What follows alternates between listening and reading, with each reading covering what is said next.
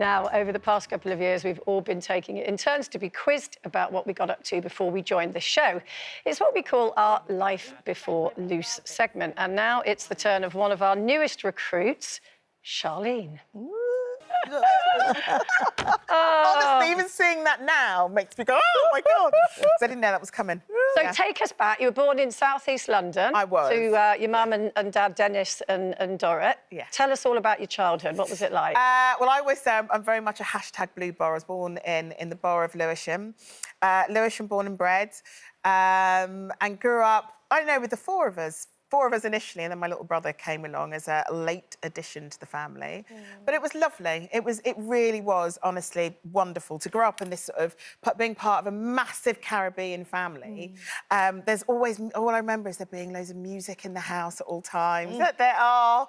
That's my cousin Marcus, because there's just so many uncles and aunties. I've got like a ton of cousins. And that's my cousin Marcus, who I'm insanely proud of. He is the first and only one of us who went to Oxbridge. He went to Cambridge to study law. He's a lawyer. Very, very proud of him.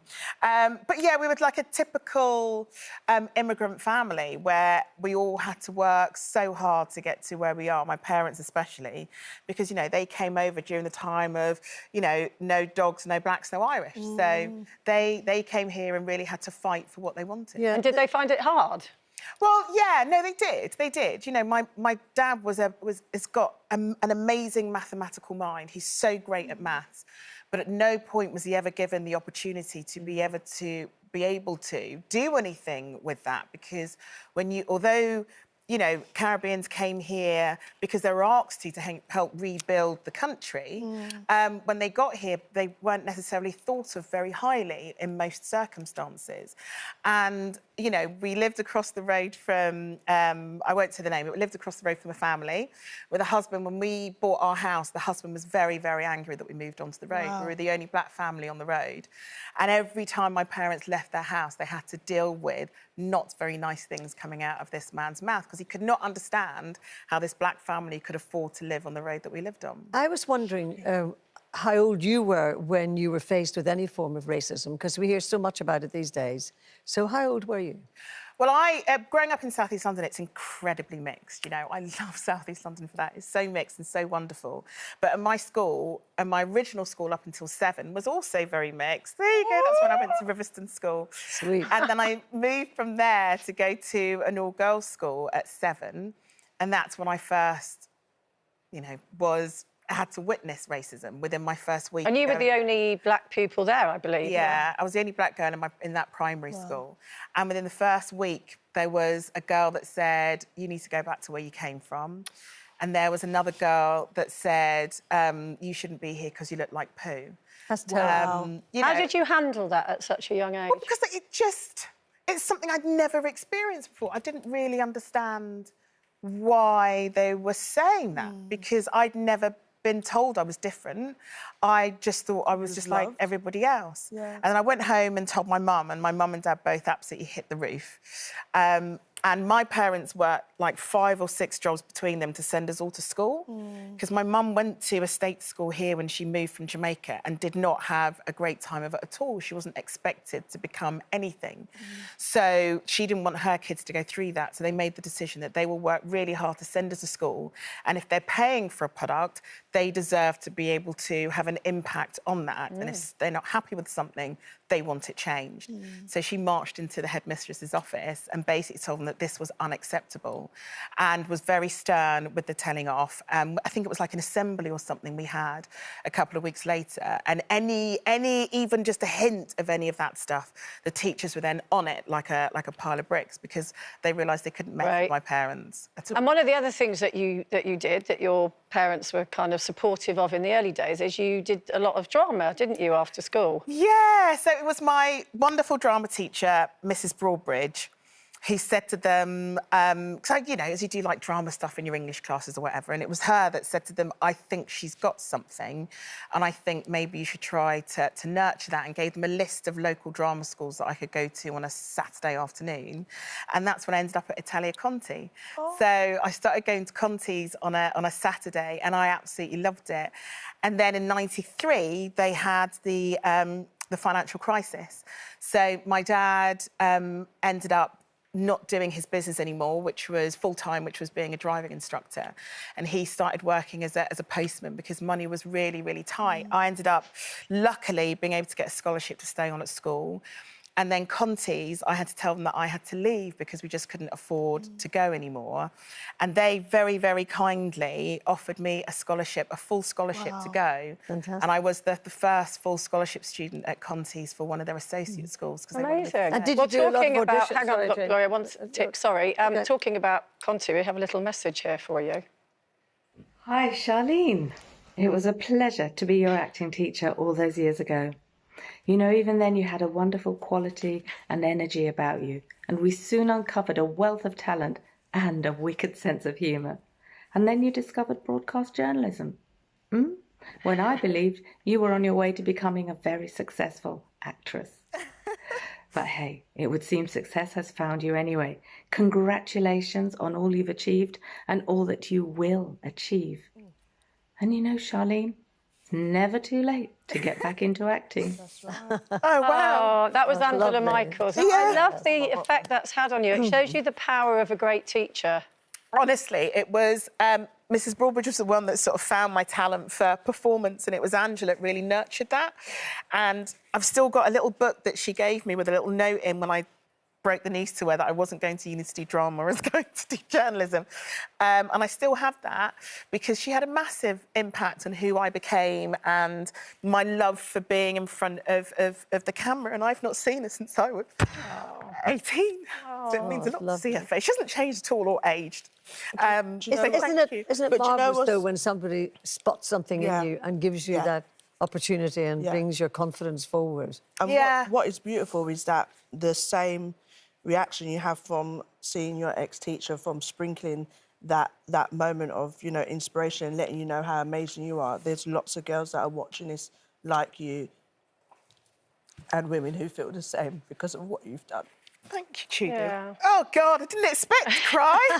It gets you, doesn't it? It really gets you. It's so nostalgic as well. But listen, I wanted to ask you, because I know your mum and dad were sort of from that traditional thing of you will be a doctor, a lawyer, a this, or that.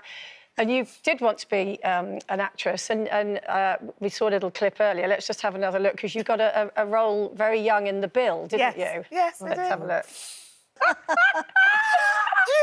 Do you know what? Despite the fact that my parents supported me going to drama school part-time, at no point in the entire world ever would they have been happy if I said I wanted to be an actress.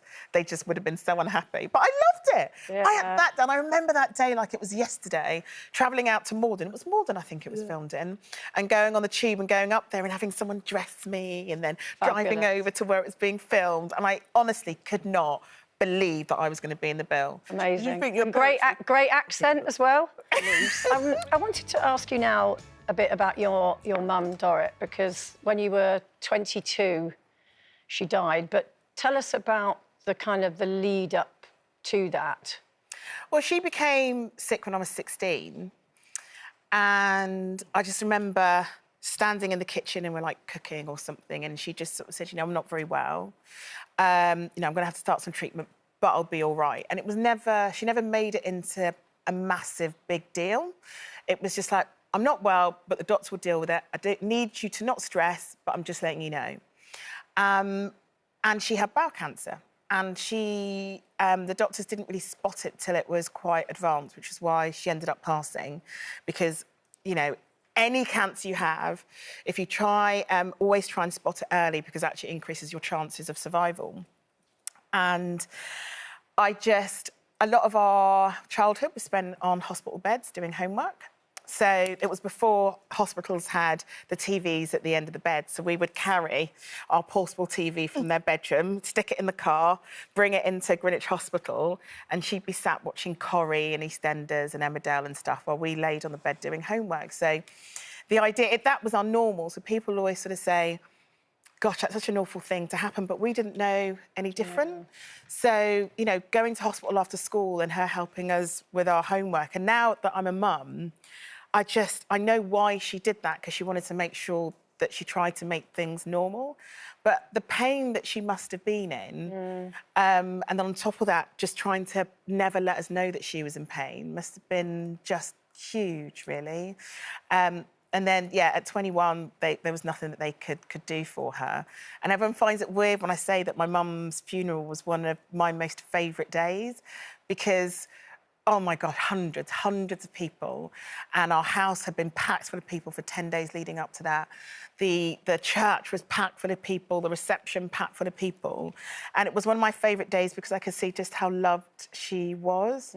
And if I can be half the person that she was when it comes to the way that she would open her arms out to people, then I'll be happy.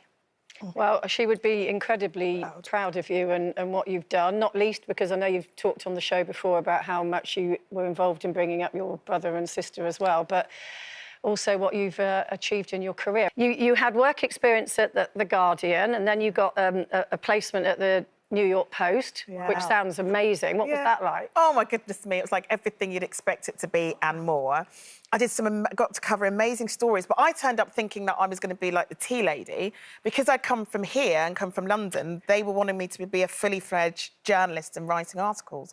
So for the first moment I arrived, I was writing articles being published in the New York Post, and I was like 18, 19. And one of the, I think oh yeah, that was with one of the, one of New York's most famous pool players, actually. That was an article. But one of my favourite articles was, remember that episode of Sex and the City where Samantha jumped on the back of a fire truck to chat to the firemen? Well, my assignment was to travel around all the firehouses in New York talking to firemen about how a lady could pick one of them up. Very Bridget Jones. Do you remember she did the fire? So then you also worked at Radio 1 Extra, but tell us about how you got your job at Meridian. So I've been doing placements for a couple of summers with a scheme that helps Black and Asian students. So they sponsored me for 2 summers to be a part of this scheme. And at the end of it, they basically just offered me a job. They said, do you fancy being our trainee? Because we've loved having you for the last 2 summers. So I said, yeah, all right. But I'll delay it. And I went and then basically spent 6 months living it up with a very famous drinks brand up and down the country, and then started at Meridian. Well, I think we've got a little clip from Meridian. Just a natural from there. How does that feel watching that? It feels really weird.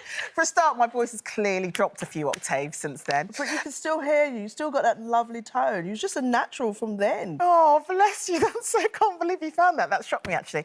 I loved it. I loved working at Meridian. It meant I could stay at home.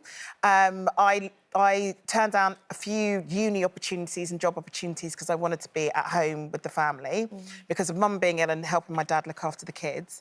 And I basically drove to and from London to Maidstone every day for work, and they were brilliant. I loved it. Amazing. And then in 2014, the big call came. News at 10. Tell us about that. It's the first and only time in my life where I hadn't planned for something work-wise. Oh, gosh, yeah, there it is. Love Mark. Where somebody I work with has seen something in me I didn't see in myself yet, and it was my boss, Robin Elias, and the wonderful Michael Jeremy here at ITV asked me to do News at 10. When they asked me to do it, I'd been in an award show that day, so I was actually quite legless. So I couldn't quite understand what I was being asked to do. And once I sobered up and realised it, I just screamed. I couldn't believe it, and I'm forever thankful for the team I work with. Were you quite ambitious for news reading, though? I mean, was there something in you that you thought I'd really enjoy that? Well, I come from an era where it's pre-internet. So, doing TV news, radio news, newspapers was the only way to tell people stories. And my uncle, when I was younger, was jailed for something that he didn't do. And I wanted to fight for the rights of those whose voices aren't heard quite so loudly. And being a journalist was something I wanted to do. I wanted to speak for those who can sometimes be rendered voiceless. So, well, you made history with that News at 10 appearance. And, of course, you ladies, Judy as well, made history on Loose Women last year with the first all-black panel, so... Well done. You too. Well done to Charlene. Definitely. Fantastic. God, I think we could have done the whole show. Interesting. That literally, like all of these Life Before Looses, it's just gone like that. But that was absolutely brilliant. Thank you, Charlene.